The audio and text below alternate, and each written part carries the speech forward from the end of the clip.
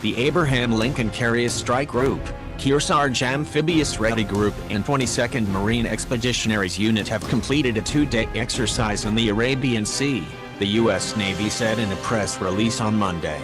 After the Abraham Lincoln Carrier Strike Group deployed to the region in response to credible threat indicators, the operations highlight the ability of the U.S. Navy to quickly mobilize assets and aggregate different platforms with a variety of operational capabilities, the release stated.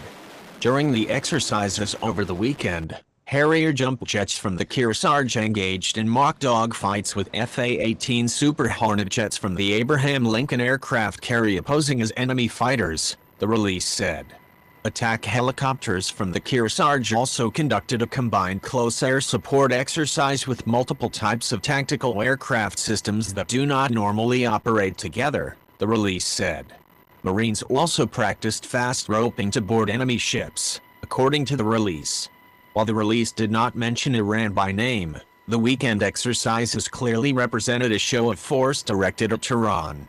In early May, the U.S. announced a military buildup in the Persian Gulf region, which included the Abraham Lincoln Carrier Strike Group and a squad of B-52 bombers, in response to intelligence that Iran was planning attacks on its targets.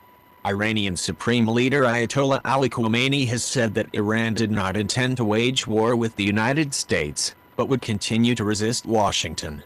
US Secretary of State Mike Pompeo has also stressed the undesirability of the war with Iran, while noting that if US national interests were in danger, Washington would respond accordingly. President Donald Trump told reporters on Monday that there are no signs Iran is preparing actions against its interests in the Middle East, adding that any provocation by Tehran will be met with great force.